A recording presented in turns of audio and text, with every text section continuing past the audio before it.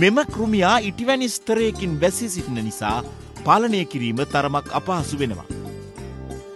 නමුත් ඒකාබද්ධ පලිබෝධ පාලන ක්‍රම සහ ජෛව පාලනයෙන් සාර්ථකව මර්ධනය කර ගැනීමට හැකි වෙනවා.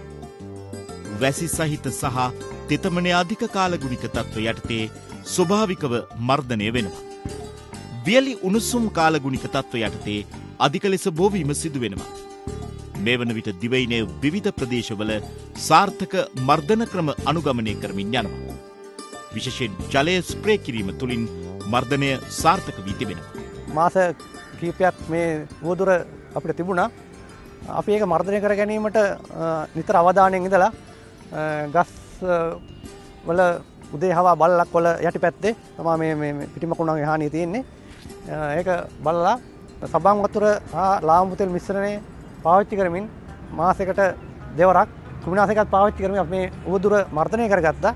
ඇත්තටම මේක ඒ තරම් බය විය යුතු උවදුරක් නෙවෙයි. මේක මර්ධනය කර ගැනීම පුළුවන්. නිතර අවධානයෙන් ඉඳලා නිතර පරීක්ෂාවෙන් ඉඳලා මේ උවදුර මර්ධනය කර ගන්න පුළුවන්. මෙම පිටිමකුණා මර්ධනය කිරීම සඳහා වගාවේ වල්පැල පාලනයද වැදගත් වී තිබෙනවා. මේ මගින් පිටිමකුණාගේ වාසස්ථාන විනාශ වී යාම සිදු වෙනවා. ගෙවතු වගාවල මේ වන විට විශේෂයෙන් ජලය ස්ප්‍රේ කිරීම සිදු කරනවා. ඒ මගින් සාර්ථක ප්‍රතිඵල දැක ගන්නට තිබෙනවා. පිටිමකුණේ රෝගේ හැදුනා. හැදුනහම ගස් කීපයක්ම ගස් ලැබුගත් පළදරන ගස් ලැබුගත් විනාශ වුණා. කියන්නේ මැරිලාම මුලටම කුණු වෙලාම යන්න ගියා. ඊට පස්සේ ගස් කීපයක් කැපුවා. ඒ කැපුවේ ගෙඩිත් එක්ක. ඊට පස්සේ මම ඌරපළ ගොවිජන සේවාවේ මහත්තයා හැම්බෙන්ට ගිහිල්ලා උපදෙස් ටිකක් ලබා ගත්තා. ඒ මහත්තයා කිව්වා සබන් වතුරයි භූමි තෙලු ඉහළ බලන්න නැත්නම් වතුර හොස් එකක් අල්ලලා බලන්න කියලා. ඇල්ලුවට පස්සේ අර සේරම පිටිමකුණ කියන අර පොල් කුඩු වගේ තියෙන ගහේ බැඳිච්ච ඒ ගෙඩි වල පවා සේරම ගලවලා ගියා. පිටිමකුණගේ රෝගය වැළඳුණා. ඒ වැළඳිච්ච ගහ තමයි මේ අරලිය ගහ. මේ ඒ වැළඳිච්ච දවස්වල හටගත්තු කොළ තමයි මෙතන මේ වකුටිලා වගේ තියෙන්නේ. මම පාවිච්චි කළා සබන් වතුරයි භූමි තෙල් ටිකකුයි වතුරයි මිශ්‍ර කරලා ඊට පස්සේ රෝගය නැතුව ගියාට පස්සේ දැන් මේ ගහ සාර්ථකව වැවිගෙන යනවා වගේ පේනවා. ඊට අපු පැල කාලේදී ආවා මේ පිටිමකුණ. අපිට මල් ගස් තමයි ඉස්සරින් මෙහෙවි.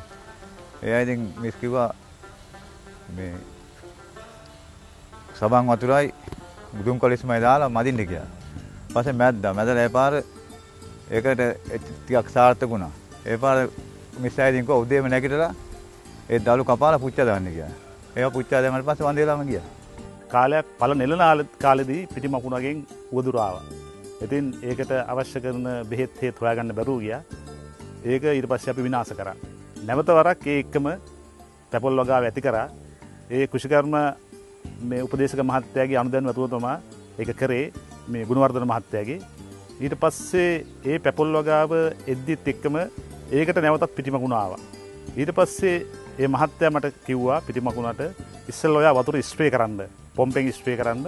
ඊට පස්සේ දෙවනුව භූමි තෙල් මේ හැන්දක් දාලා සබන් කුඩුත් එක්ක ඒක මිශ්‍ර කරලා ඒක ස්ප්‍රේ කරන්න කියලා. අපි ඒක කරා. ඒකෙන් සෑහෙන දුරට මර්ධනය වුණා. මේ අන්දමට ගොවි මහතුන්ගේ උත්සාහයත් කෘෂිකර්ම දෙපාර්තමේන්තුවේ නිලධාරීන්ගේ සහායත් මත ශ්‍රී ලංකාවේ පැපොල් පිටිමකුණාගේ හානිය පාලනය කර ගැනීමට මේ වන විට හැකි වී තිබීම පැසසිය යුත්තක්. පිටිමකුණා ජෛව විද්‍යාත්මකව පාලනය කිරීම සඳහා සතුරු කෘමීන් රාශියක් මෙක්සිකෝවේ හඳුනාගෙන ඇතත් ශ්‍රී ලංකාවේ හඳුනාගෙන තිබුණේ ග්‍රීන් ලේස් වින්ග්ස් නමින් හඳුන්වන ක්‍රයිසෝපා විශේෂයේ බිලෝපීය කෘමියා සහ හඳුනා නොගත් ඉබිකුරුමිනියා පමණි. නමුත් මෑතකදී පිටිමකුණා මර්ධනය සඳහා ජෛව විද්‍යාත්මක පාලනයද හඳුන්වා දී තිබෙනවා.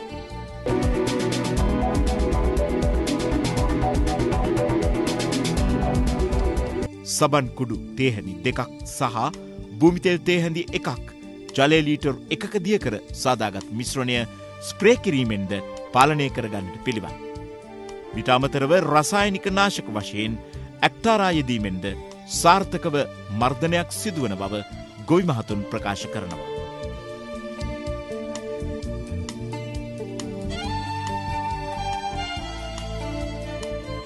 ඉතින් අද අපි මේ වැඩසටහනින් ඔබට පෙන්වලා දුන්නේ පැරාකොකස් මාජිනේටර්ස් කියන පිටිමකුණ සාර්ථකව මර්ධනය කර අපේ ගොවි මහතුරුන්ගේ අදහස්. ඉතින් අපේ ගොවි මහතුරුන්ගේ මහන්සි වෙලා තියෙනවා. ඉතින් මහන්සි වෙලා ඒ මහන්සියේ ප්‍රතිඵල අද භුක්ති විඳිනවා. ඉතින් අපේ රටේ මෙවැනි රෝගයක් මතු වුණොත් කෘෂිකර්ම දෙපාර්තමේන්තුවේ උපදෙස් පිළි අරගෙන මේක මර්ධන ක්‍රම ක්‍රියාත්මක කරොත් ඒක මර්ධන කිරීම අපහසුතාවයක් ඇති වෙන්නේ නැහැයි කියන එක තමයි අපිට මේ නිදී දැනගන්න ලැබුණේ. ඉතින් අද වැඩසටහන පිළිබඳ ඔබට වැඩිදුරටත් විස්තර ලබා ගන්න පුළුවන් නියෝජ්‍ය කෘෂිකර්ම අධ්‍යක්ෂ පැලෑට සංරක්ෂණ ශ්‍රේණියේ ගන්නෝරුව පේරාදෙණිය කියන ලිපිනෙත් ලියලා. ඒ වගේම ඔබ දන්නවා බදාදා දවසේ ගොජන් සේව මධ්‍යස්ථානයේත් කෘෂිකර්ම උපදේශක මහත්මයා අනිවාර්යයෙන්ම ඔබට හමු වෙන්න පුළුවන්. ඒ හමුවීම තුළමුත් ඔබගේ කෘෂිකර්ම ගැටලු निराකරණය කරගන්නත් ඔබට හැකියාව තියෙනවා.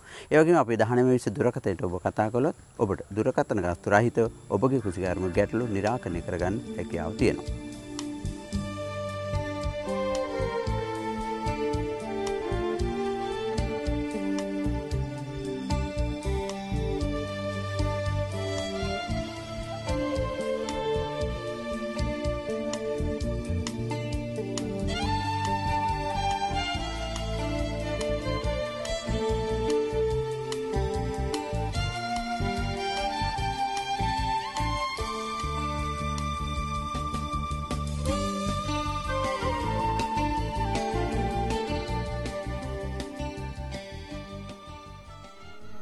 Thank you.